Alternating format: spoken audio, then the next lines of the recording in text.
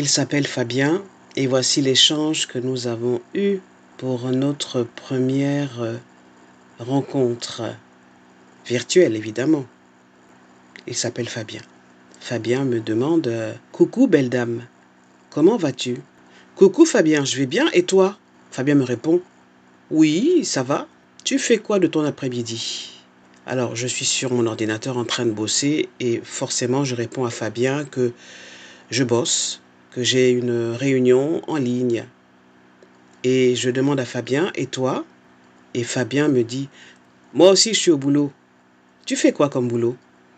Et je réponds à Fabien, je suis journaliste et communicante. Ah, très bien, me répond Fabien. Et il poursuit en disant, je suis joaillier à mon compte. Et il me demande, tu vis avec tes enfants? Je lui réponds, je vis avec mon fils. Et Fabien me dit qu'il n'a pas d'enfant. Et il me pose une autre question sur mon origine. Et je lui réponds, je suis du Gabon. Ah, tu es gabonaise? Je lui réponds que oui. Et Fabien de me dire, j'ai déjà visité ce beau pays. Et moi, je suis toute contente. Je lui dis, ah bon, c'était quand? Et Fabien me répond, 3 ans maintenant. Et tout de suite après, il me demande, tu crois trouver le grand amour ici? Je réponds, je ne sais pas. En tout cas, j'espère parce que je pense que l'amour est partout. Et Fabien me répond, moi j'y crois. Je crois qu'on peut trouver l'amour partout parce que mon ami a pu trouver l'amour de sa vie sur le net et aujourd'hui, ils sont heureux et unis. Et je lui dis, tu vois que l'amour est partout. Et je lui demande, qu'est-ce que tu attends de l'amour d'une femme? Fabien me répond ceci. Je cherche de la sincérité, de la communication et être soi-même. Il faut partager des moments à deux, des moments en famille et aussi avoir des moments pour soi, c'est important. Et avoir la confiance de l'autre. Si tout ça est réuni, alors je pense que l'on peut vivre dans un foyer rempli de bonheur et d'amour. Waouh! Je trouve que ce que dit Fabien est beau et je lui dis, écoute, je suis d'accord avec toi. Et Fabien de me demander, est-ce qu'il t'arrive d'avoir des coups de cœur d'une personne via Internet ou alors cela t'est déjà arrivé? Je réponds à Fabien, écoute, je me méfie des coups de cœur parce que, le cœur s'enflamme vite et ça ne veut pas dire forcément que c'est le grand amour. Mais je suis comme tout le monde, j'aime les coups de cœur parce que c'est le moteur. Et Fabien poursuit en disant, moi c'est ma première expérience, mais en général, je ne suis pas adepte des sites. Mais j'essaie de voir ce que ça peut donner car qui ne risque rien n'a rien. Mais ce sera au feeling d'en décider car je pense bien que c'est déjà la base d'une relation. Je ne suis pas contre en disant qu'avoir des coups de cœur de quelqu'un sur Internet, c'est quelque chose d'irréel. Et je réponds à Fabien, moi aussi je ne suis pas adepte des sites, mais c'est un moyen, comme un autre, de rencontrer des personnes d'autres horizons plutôt que du sien. Et je pense que c'est un bon début pour entamer quelque chose. Et Fabien me répond ceci. Se rencontrer sur Internet permet de mieux se rapprocher pour ceux qui sont timides avant la rencontre tant attendue, mais les sentiments s'avouent en face. Dans un autre cas, oui, si au préalable vous vous convenez, si vous avez les mêmes centres d'intérêt, des points en commun, je pense que ça peut coller. Qu'est-ce que tu en penses, Eugénie? Et je réponds à Fabien, je suis tout à fait d'accord avec toi.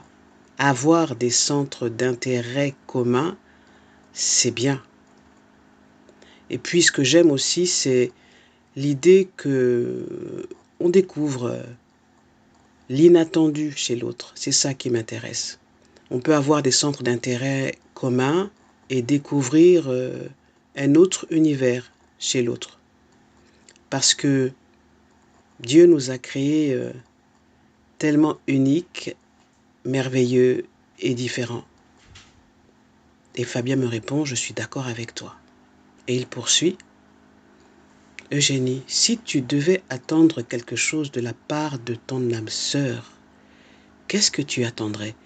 Enfin, la question reste un peu difficile, mais pour être plus précis, plus explicite, qu'est-ce que cette personne devrait faire à ton égard pour que tu sois satisfaite? Et pendant qu'il me pose toute cette question, je me dis, ah, c'est un garçon intéressant.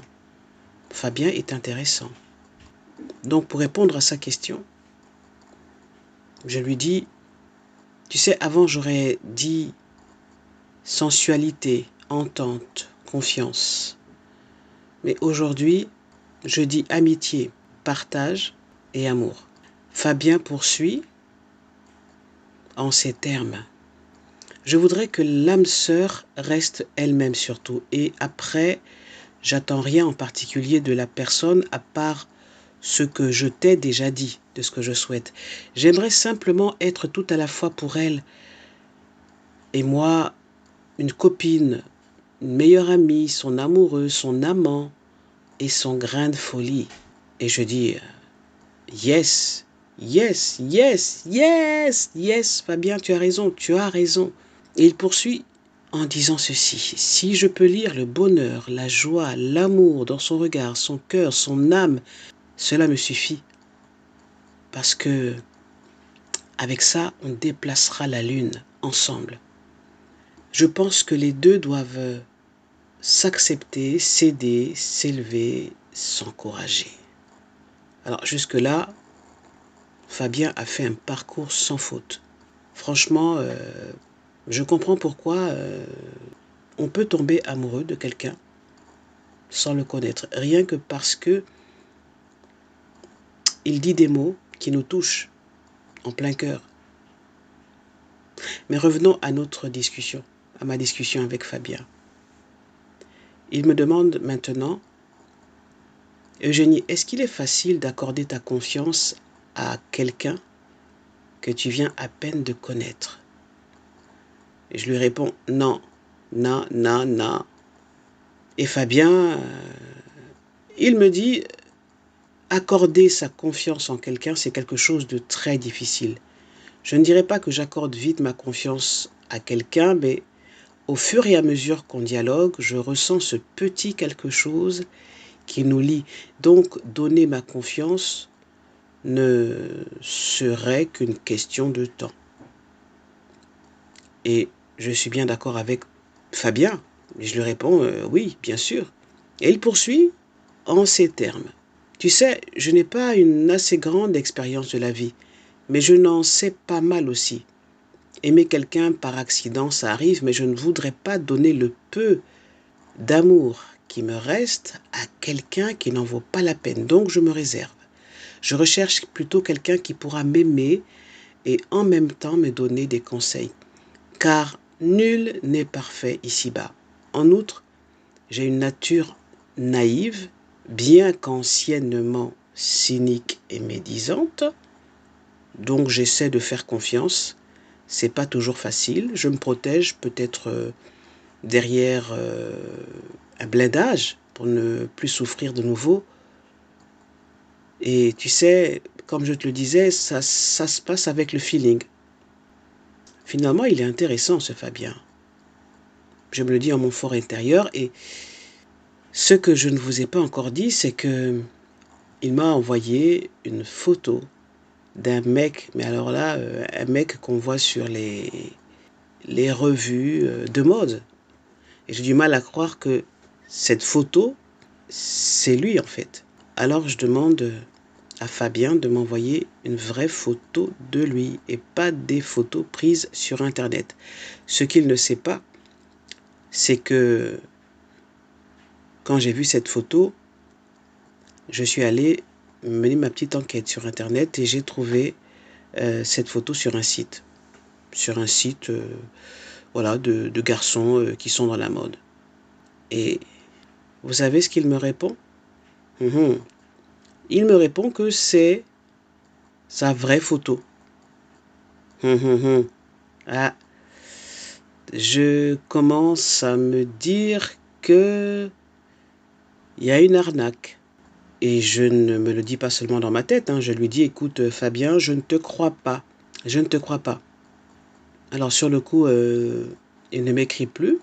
Et après un moment, il m'écrit, il me dit ceci. Pourquoi tu doutes de moi? Et je lui réponds, Fabien, écoute, je suis journaliste et je sais mener des enquêtes. Alors il se défend. Je suis quelqu'un d'honnête et non un tricheur.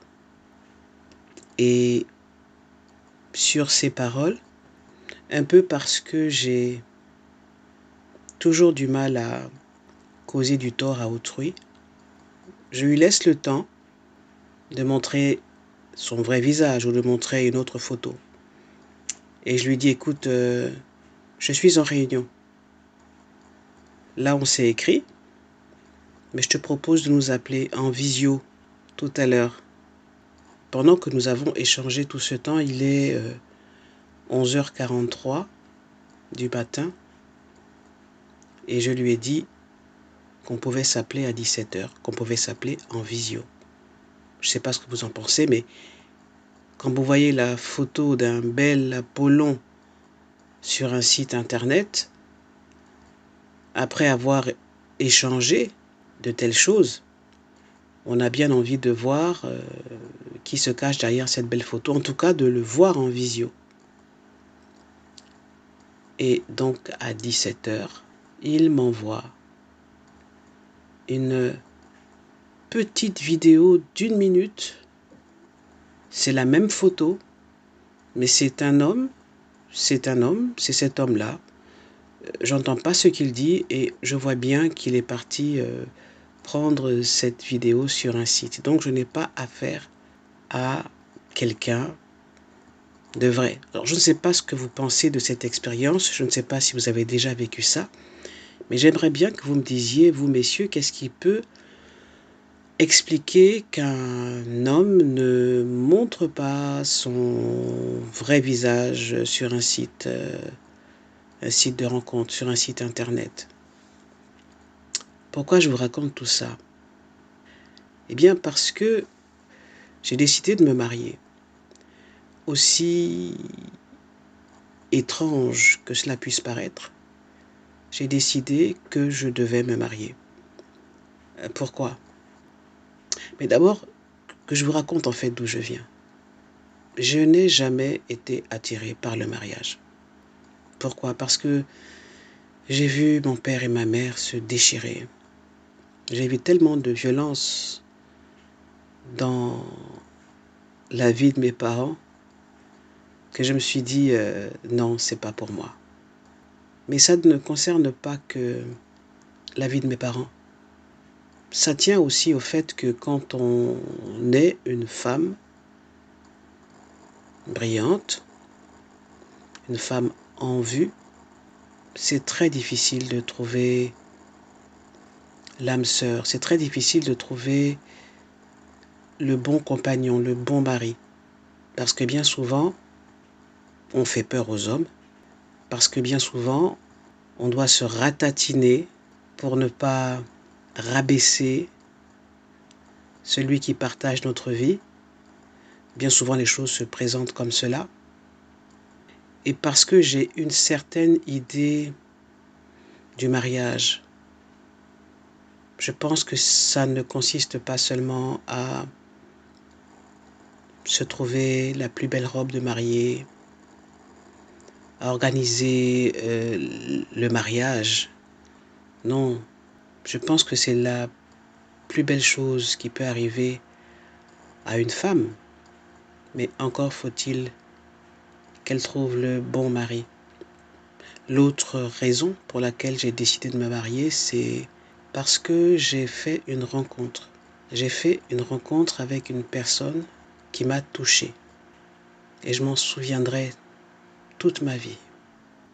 Et moi-même, j'en suis complètement bouleversé parce que je ne savais pas que rencontrer Dieu, être touché par son amour, pouvait transformer une personne.